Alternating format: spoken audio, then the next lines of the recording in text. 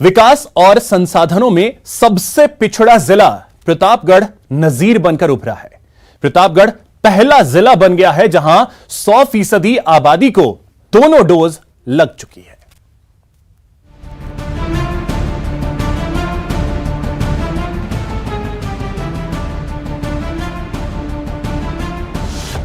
ऐसे जज्बे से हारेगा कोरोना। 100% वैक्सीनेटेड हुआ प्रतापगढ़। हेल्थ वर्करों की मेहनत लाई रंग।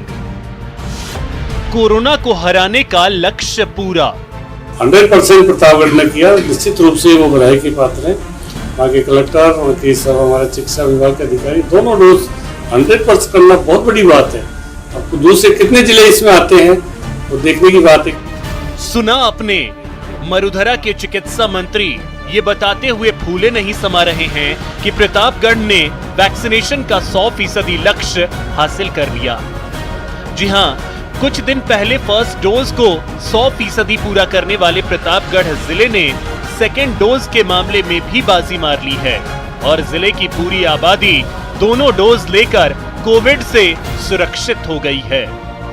स्वास्थ्य कर्मियों की तारीफ करते हुए चिकित्सा मंत्री इसे सीएम गहलोत की अपील का असर करार दे रहे हैं।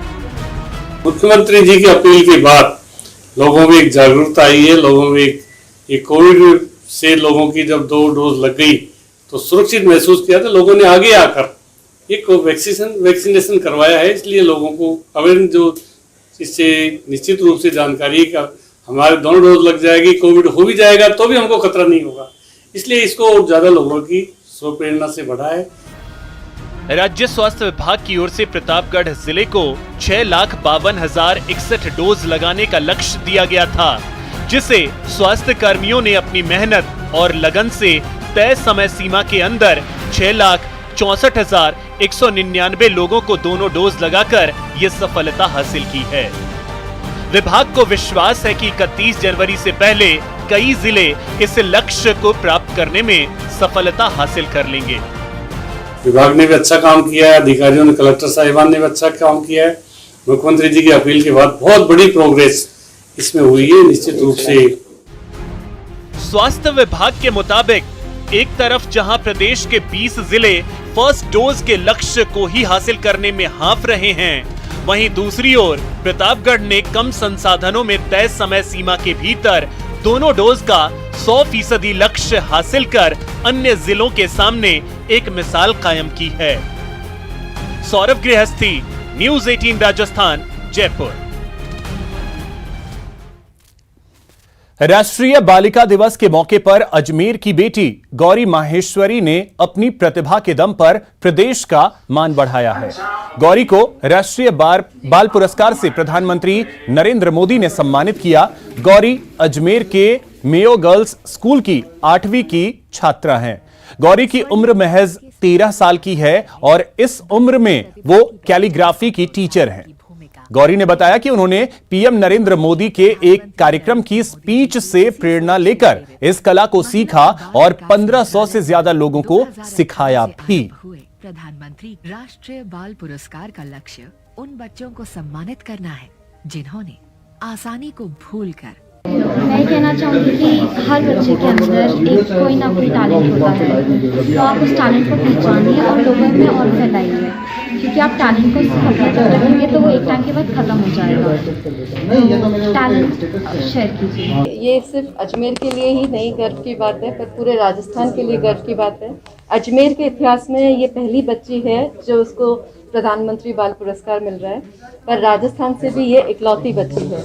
और जिस उसमें इसे मिला है पुरस्कार कला एवं संस्कृति, उसमें सिर्फ 5 ही बच्चे सिलेक्ट हुए हैं पूरे देश भर में, और उसमें से गौरी महेश्वरी एक है, तो बहुत अच्छा लगता है। यहां रुकेंगे एक छोटे से ब्रेक के लिए। ब्रेक के बाद आपका स्वागत है। राज्य के 3rd ग्रेड शिक्षकों के तबादलों को लेकर अच्छी खबर है। बहुप्रतीक्षित तबादला नीति को लेकर कवायद शुरू हो चुकी है। अगर सब कुछ ठीक रहा तो अगले कुछ महीनों में शिक्षकों को तबादलों की सौगात मिल सकती है। 3rd ग्रेड शिक्षकों के लिए अच्छी खबर। तबादलों की मांग पर गंभीर हुई सरकार। शिक्षा विभाग ने मसौदे पर लगाई मुहर। वर्षों पुराना सपना होगा साकार। तबादला नीति हम लोगों ने एक तरीके से उसका प्रारूप बना दिया है, उसका प्रोसेस चल रहा है। डेपुटेशन के बारे में संबंधित अधिकारियों को यथोचित निर्देश दे दिए गए हैं। एक दशक के बाद डार्क जोन के शिक्षकों को तबादलों की सौगात मिलने की संभावना जोर पकड़ चुकी है। दरअसल प्रदेश में जब भी तबादलों की बहार आती है तो हर वर्ग को एक बड़ी राहत मिलती है, लेकिन इस राहत से पिछले करीब एक दशक से एक वर्ग अछूता रहा है और वो है डार्क जोन में लगे हुए 3rd ग्रेड शिक्षक। वर्ष 2021 में कांग्रेस सरकार ने डार्क जोन में लगे शिक्षकों के भी ट्रांसफर आवेदन आमंत्रित किए। डार्क जोन में करीब 75,000 3rd ग्रेड शिक्षकों में से करीब 30% से ज्यादा शिक्षकों ने तबादलों के लिए आवेदन किए हैं। बहुत दिनों से लोग इंतजार कर रहे हैं, दूर दराज बैठे हुए हैं लोग हैं और सारी प्रक्रियाएं पूरी हो गई थी, लेकिन उसके बावजूद भी मतलब कोई प्रकार का उनको लाभ नहीं दिया गया, ट्रांसफर नहीं हुए। अगस्त 2021 में प्रदेश के करीब 2.5 लाख तृतीय श्रेणी अध्यापकों से तबादलों के आवेदन मांगे गए। टीएसपी और नॉन टीएसपी के करीब 85,000 से ज्यादा तृतीय श्रेणी अध्यापकों ने तबादलों के आवेदन दिए, लेकिन इतने महीनों के बाद भी तबादला सूची का इंतजार है। 3rd ग्रेड टीचर्स के 70 से ज्यादा लोगों के एप्लीकेशंस लगे हैं ट्रांसफर के।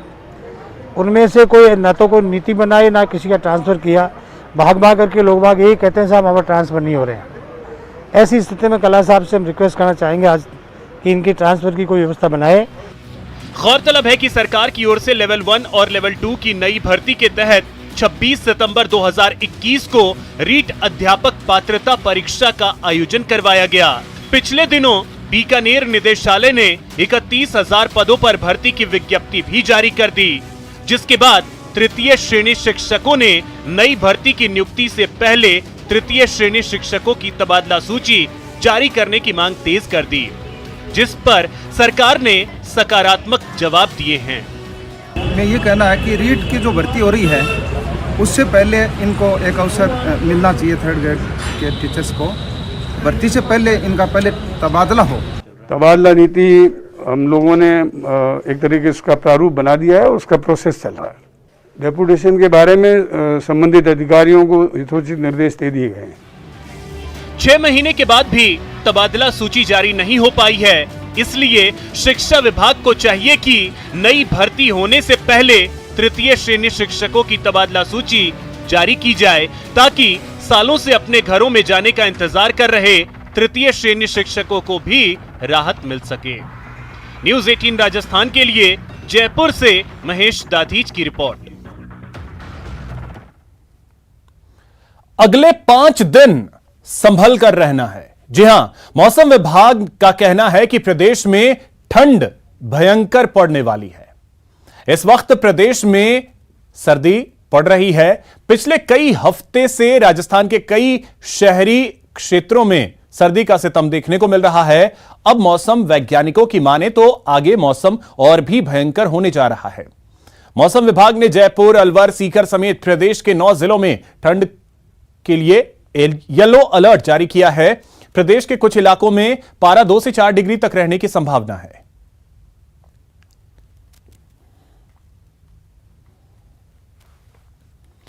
और इसी बीच एक बड़ी खबर आपको बता दें, भीलवाड़ा में गैंग रेप मामले में अपडेट यह है कि सूत्रों के हवाले से बड़ी खबर आ रही है। दस्तावेजों की जांच में बालिग पाई गई है पीड़िता। मेडिकल जांच में 2 महीने की प्रेग्नेंट निकली है पीड़िता।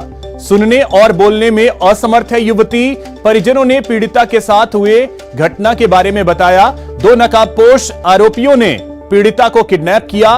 2 युवकों पर गैंगरेप का आरोप लगाया गया है। मामले में अब तक अधिकारियों ने किसी बात को लेकर कोई पुष्टि नहीं की है, तो आधिकारिक बयान का अब भी इंतजार है। लेकिन जो सूत्रों के हवाले से जानकारी मिल रही है, जो पीड़िता है वो बालिग है और 2 महीने की प्रेग्नेंट बताई जा रही है। सुनने और बोलने में युवती असमर्थ है। मनीष हमारे सहयोगी अधिक जानकारी के साथ जुड़ गए। मनीष, क्या ये अपडेट है? ये अभिषेक बताना चाहूंगा, जो भीलवाड़ा में जिस तरह से इस दरिंदगी को अंजाम दिया गया है, इसमें नया एक अपडेट सामने निकल करके आ रहा है। जो युवती हैं वो बालिग पाई गई हैं और खासतौर पर ये चित्तौड़ जिले के गंगरार थाना क्षेत्र की निवासी बताई जा रही है। लगभग 5 साल पहले ही इसका जो परिवार है वो भीलवाड़ा के पटेल नगर में आकर के शिफ्ट हो गया था और यहीं पर इनका परिवार रहने लग गया था।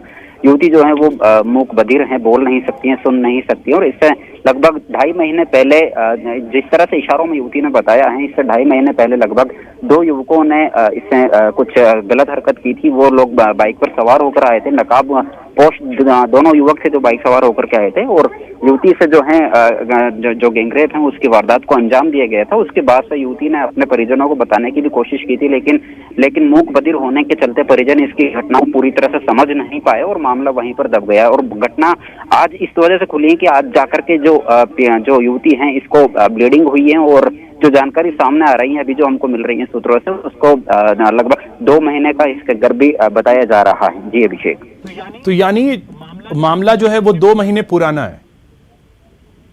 चलिए, बहुत शुक्रिया मनीष आपका तमाम जानकारी के लिए।